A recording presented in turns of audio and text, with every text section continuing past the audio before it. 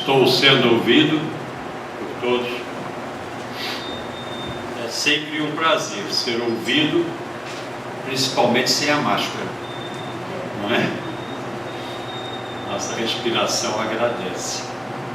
Mas os cuidados são importantes.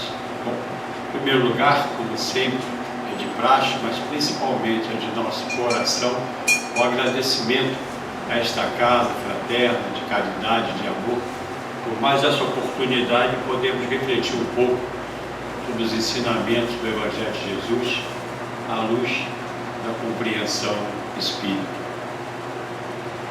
Temos escolhido hoje a palestra sobre a parábola da figueira seca.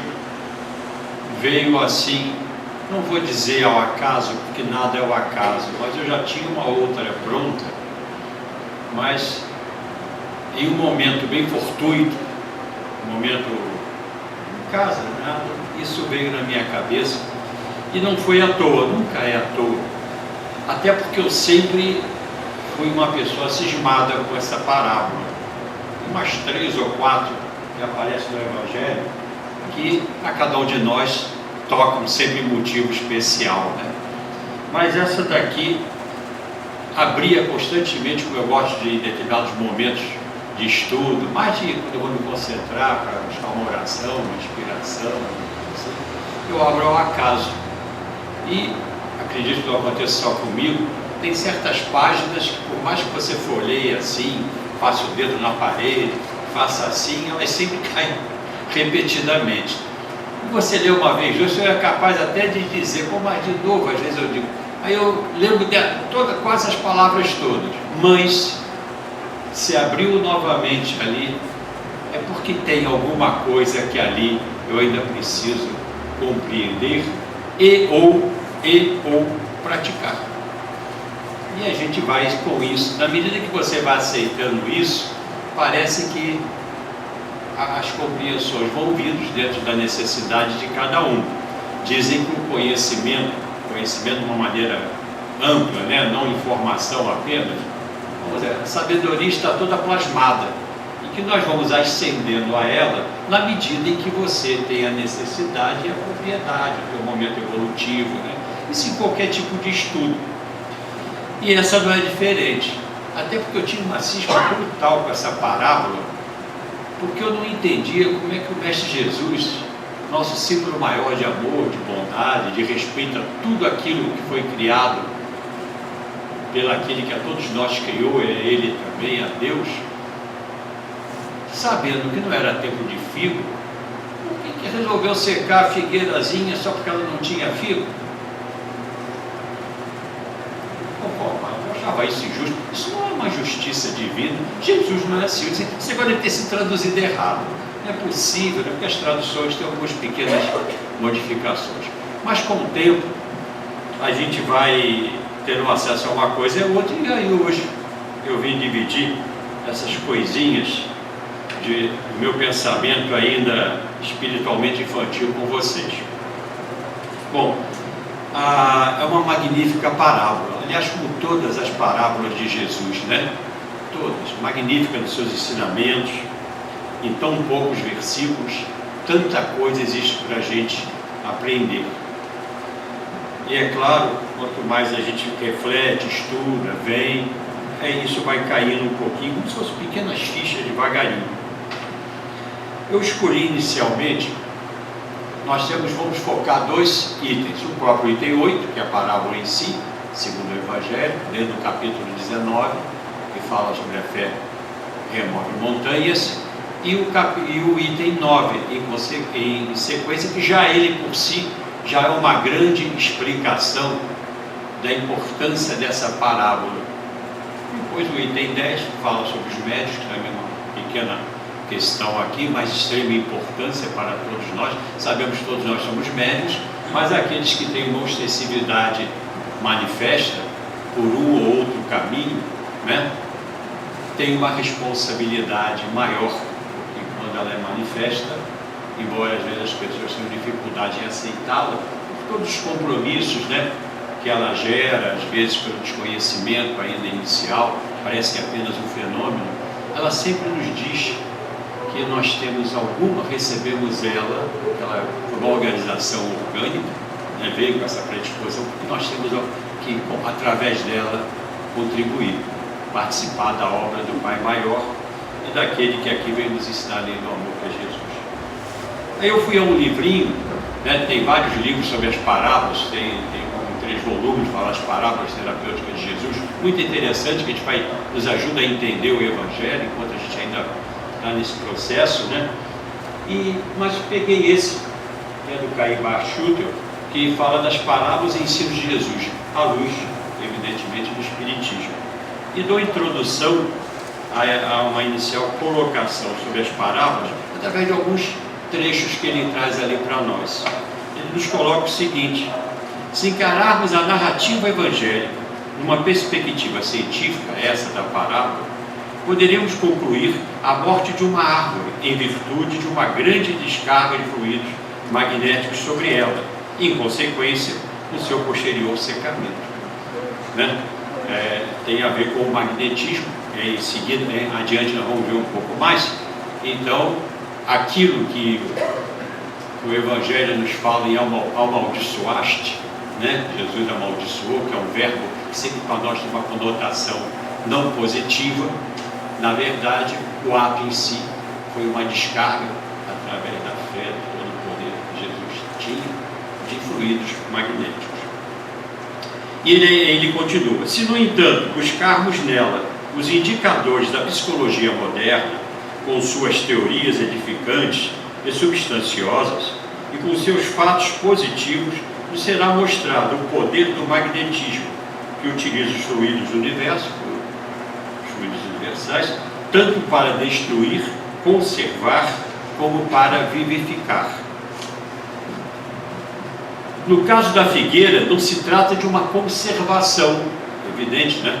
Destruída, mas ao contrário, de uma destruição, semelhante à destruição das células prejudiciais e causadoras de enfermidade, como o que houve na cura dos 10 leprosos, por exemplo, e outros processos de cura narrados no Evangelho.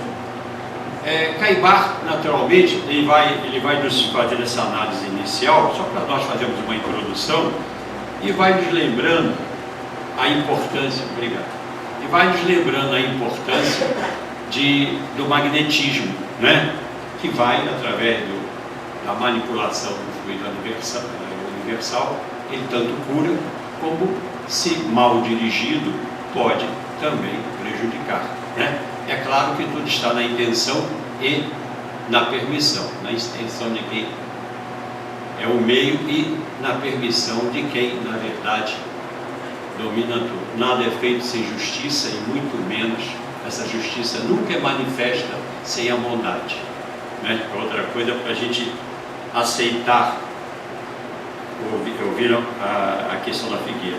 Eu quero observar que, no caso específico da figueira, da parábola, Jesus quis mostrar a seus discípulos que os frutos, quando necessários ao auxílio de necessitados, devem ser propiciados, mesmo que não em momentos próprios, aos que os podem fornecer, como os atos de real abnegação.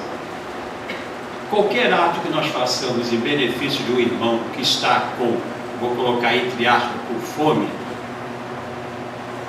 Esse livro mesmo muito interessante, do Marcelo Teixeira, que organizou, e vários autores importantes escreveram, à luz do Espiritismo. Fome de quê? Nós temos muitas fomes. A fome mais difícil de matar, no sentido de saciar, é aquela que nós nem sabemos que temos. Algumas são clássicas, né, como a fome do alimento físico, né, embora alguns de nós comam muito mais do que a fome real nos obrigaria a comer, né? Mas existe a fome da compreensão, a fome da boa palavra, a fome do abraço, a fome de um olhar de aprovação, no mínimo de um olhar de acolhimento, de entendimento, de compreensão. E aí ele fala várias fomes aqui que nós temos. Fome de autodisciplina. Quantos de nós nos comprometemos e não conseguimos nos autodisciplinar em alguns procedimentos, os simples, que é por onde deveríamos começar a dominar a nossa vontade em função das nossas necessidades, em função de contenção de nossos, vou botar entre aspas também, vícios.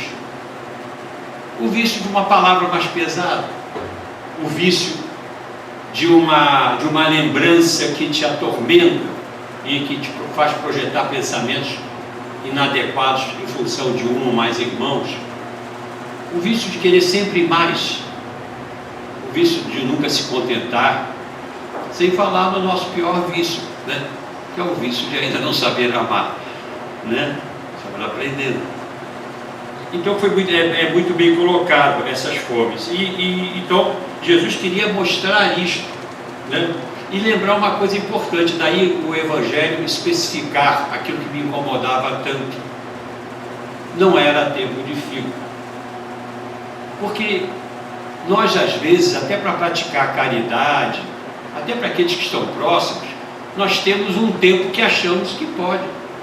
Quando aquele que precisa, é naquela hora que ele precisa. E a verdadeira abnegação, né, que é você abrir mão de alguma coisa que para você seja importante, não estou dizendo que o é, estou dizendo que para você é importante, como por exemplo, olhar eu vou falar umas coisas aqui que não tem importância, mas para alguns tem. Olhar uma novela, olhar um jornal, olhar um negócio no celular, ir até para uma coisa mais convencionalmente importante, ir para o trabalho, você tem um horário, isso, aquilo. Em várias situações, você, naquele momento, é a árvore que não está no tempo de dar o fruto, de dar a figueira que não estava no tempo. Mas alguém está precisando. Foi isso que Jesus quis demonstrar, principalmente segundo o nosso irmão Caibar. Também, finalmente, ele faz uma outra colocação interessante, que ele diz o seguinte, finalmente, pela perspectiva filosófica, a parábola, segundo o comentário de Caibar, realça a necessidade indispensável das boas obras, não só pelas instituições, como por todos os homens e seres humanos, como nós aqui presentes, e aí, todos que eu estou vendo, e meus irmãos do outro lado da vida, porque nós fazemos o bem, podemos fazer o bem e o mal, podemos nos autodisciplinar e melhorar, ou intrafisicamente como estamos, ou extrafisicamente, né? Porque muitos que estão por aqui, eles estão com essas possibilidades. Bom, desejo frisar aqui também que Jesus não veio nos trazer nenhum caminho religioso específico que seria apenas de folhas, como a figueira cheia de flores, né?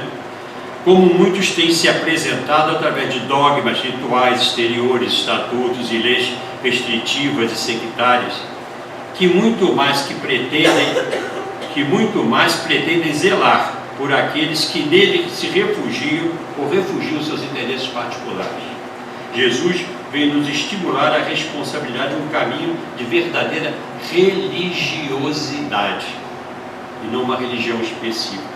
Um caminho de frutos, onde as obras fossem abundantes para saciar, num momento que fosse necessário, a imensa fome de consolo e entendimento do porquê estamos aqui, de como olharmos nossas aflições como um caminho de resgate, um caminho de aprendizado, e não apenas como um incômodo, né? E assim caminharmos para aprendizados e resgate de erros pretéritos, bem como para onde retornaremos, nossa verdadeira vida e processo evolutivo, porque sabemos que, né, o Espiritismo nos lembra isso toda hora. Por isso, o Evangelho segundo o Espiritismo, em seu item 9, o adiante da parábola, no capítulo e da parábola em questão, nos lembra o seguinte, olha que o texto já é autoesclarecedor em si, que a figueira seca simboliza as pessoas que não têm senão a aparência do bem, mas que nada de verdade produzem como bom.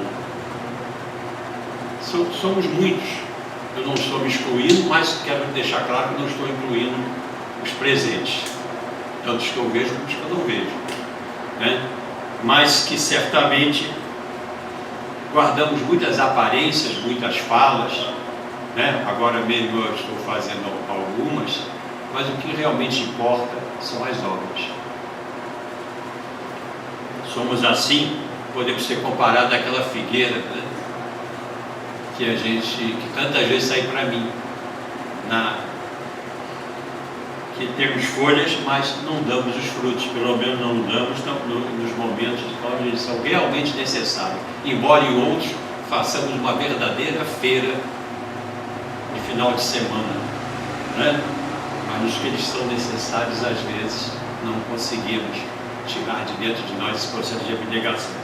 Simboliza também os oradores que têm mais brilho que solidez. Suas palavras têm o verniz superficial, agradam aos ouvidos, mas nada de bom para o coração encontra-se nelas. Não consolam, não nos deixam nenhum conhecimento, que ensinaram do que foi ensinado, nem nos ajudam a aprender. Muito bonita a oração imprópria da nossa irmã Ana Maria no início, pedindo a inspiração devida, porque tudo que tem nesses papéis, que o ventilador sabiamente pretendia que voassem,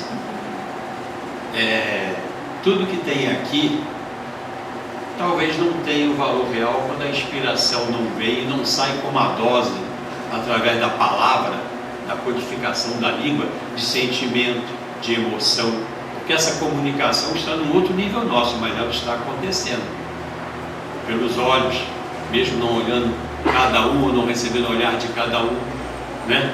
Então a importância da gente se abrir realmente a essa inspiração, que vem daqueles que mais do que nós sabem do porquê estamos aqui. A parábola da figueira santa ainda lembra todas as pessoas que possuem meios de serem úteis e não são. Todos, sem exceção, é claro, dentro dos limites de suas possibilidades e talentos, sempre podem encontrar meios de serem úteis. E como são úteis às vezes, quando numa análise superficial poderíamos achar que não o são. Às vezes são inconscientemente até, muitos de nós, quantas palavras nos foram ditas e caminham conosco vários anos, e quantas vezes essas palavras, essas frases são muletas que talvez não tivessem uma intenção direta em quem disse, e nem nós a percebêssemos na época devida. Eu tenho algumas, desde o tempo que eu era aluno do ensino, no colégio Pedro II, no científico, quando eu era científico, né? Eu lembro de um médico que ele me disse algumas lá, um médico que a gente ia, às vezes, dizendo que estava sentindo alguma coisa, mas era só para poder conversar com ele. Ele tinha uma psicologia humana, hoje eu reconheço, mas dizia sempre alguma coisa que te ajudava, que te dava o apoio, né? Era realmente um medianeiro de consolação, de ajuda, de estímulo. Mas muitos de nós têm uma série de meios, e como não tem a vontade natural de ajudar, esses meios às vezes não emergem da gente, né? Porque sabiamente eles esperam que a gente desperte um pouco, senão a gente de repente vai ficar, como diz os meus filhos, se achando. Também lembra a parábola da figueira santa, e lá está escrito no item 9, todas as utopias, todos os sistemas vazios, todas as doutrinas sem base sólida retornarão, né? E como diz bem Caimbar, nos lembra também nessa interpretação, se considera sobre parte das parábolas, quantas, o pequeno conhecimento de história que nós temos, quantas caíram, né? Quantas coisas caíram, quantas coisas pretendiam dar solução. É por isso que tem uma coisinha que às vezes meu pai, quando chamava a atenção, dizia lá nos momentos, certamente ele estava inspirado naquela hora, que ele era uma pessoa assim, bem simples, verdadeira, mas ele dizia assim: você não é teimoso. Olha, eu sei que eu tenho a minha verdade, tu acha que a tua é a maior, mas olha, certamente existe uma maior do que a minha, do que a tua, que é a verdade. Na intuição dele, ele dava o toque dele, né? Também a parábola dos faz valorizar a fé. E ela diz no texto, lá embaixo do item 9, que fala sobre a fé, aliás, nas instruções dos Espíritos, que é o item 11, só para pegar um ganchozinho sobre a fé. Não admitais a fé sem o controle da razão, como o Espiritismo tanto nos estimula, né? A olhar. Como filha, cega da cegueira, ela sim o seria. Aquela fé só do dogma, aquela fé que você não compreende. E porque o que você não compreende, todos nós, por mais simples que sejamos, você resiste em realmente exercer até o final. Se você não está compreendendo, não está acreditando ainda, então a fé depende da utilização da razão. Sempre é claro, em sintonia com o coração, né? Amai a Deus, diz lá o texto, mas sabei por que o amais. Crede em suas promessas, mas sabei por que credes nele. Segui nossos conselhos, dizem os Espíritos, mas tendes em conta o objetivo que vos mostramos e os meios que vos propiciamos para atingi-lo. Porque eles dão os conselhos no livro dos Espíritos, no Evangelho, né? Nas instruções dos Espíritos, em outros momentos, até quem sabe no momento que você está tendo contato com alguém que está dando uma ostensibilidade, uma passagem, um irmão orientador. Mas muitas vezes nós estamos mais interessados ou distraídos no nosso envolvimento com as nossas questões práticas, materiais, físicas, etc., que recebemos o conselho, mas nem sempre adotamos o meio. Se nós adotássemos os meios, depois de mais 10, 15, eu estou chutando, tá? 10, 15, depois de mais vindas ao centro espírita, não precisaríamos quase retornar aqui, porque estaríamos praticando o Evangelho. Não é? E o Evangelho é o caminho das soluções, mas nós temos dificuldade ainda, é uma dificuldade, não é uma má vontade às vezes, como alguns gostam de traduzir, uma dificuldade pelo nosso próprio motivo. O que não é bom é quando nós começamos a projetar fora de nós as dificuldades, que as dificuldades estão em nós, de seguir as coisas simples do Evangelho, de nos colocar à disposição com essa palavra, né? Por exemplo, que alguém pode necessitar. E eles dizem, crede e esperai, sem nunca enfraquecer. Os milagres são obras da fé. Isso foi de José Espírito Protetor, né? E ainda fala lá no item 11, que não está no item 10, antes do item 11, que é das instruções dos Espíritos, numa coisa que lembra muito a nós, aqueles que têm ostensibilidade de alguma maneira, aos médios, a responsabilidade que nós temos, né? E por isso eles foram, diz lá o Evangelho, estão multiplicados em vários caminhos de espiritualidade, não só nas nossas casas, mas que guardemos a responsabilidade pelaquela ostensibilidade que recebemos, seja de que natureza for. Não façamos dela meio de especulação, de projeção, muito menos de exercício, vamos dizer assim, de ganho material, como em alguns caminhos às vezes irmãos bem equivocados o fazem, né? Não nos preocupemos tanto com os ritos exteriores, com aquelas questões que, se não vêm do coração, não se esgotam nem no pacote de velas, nem em alguma coisa que coloquemos em algum lugar. Projete pelo pensamento, pela oração, pelo compromisso, pelas boas obras, é o que nos orienta. Então, queridos irmãos e irmãs, dos dois lados da vida, busquemos frutificar a partir de nossos talentos e possibilidades, cada um tem os seus, em todas as oportunidades fazer o bem, não importando o quando e nem a quem, ou seremos tratados como a figueira seca. Isso não é uma ameaça.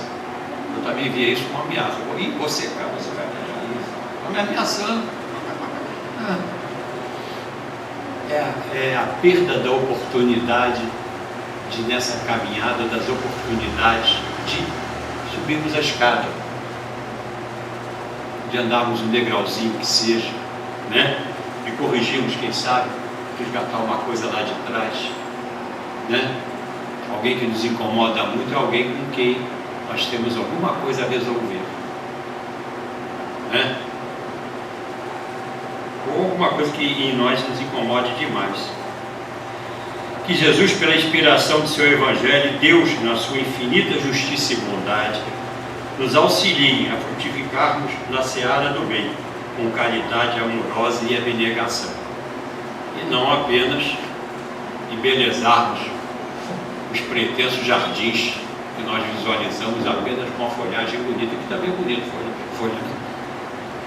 Que o fruto sejam as nossas obras, e que cada um de nós dê um frutinho, porque também eu já peguei cada manga grande que não tinha gosto nenhum, peguei cada carlotinha que me deixou louco.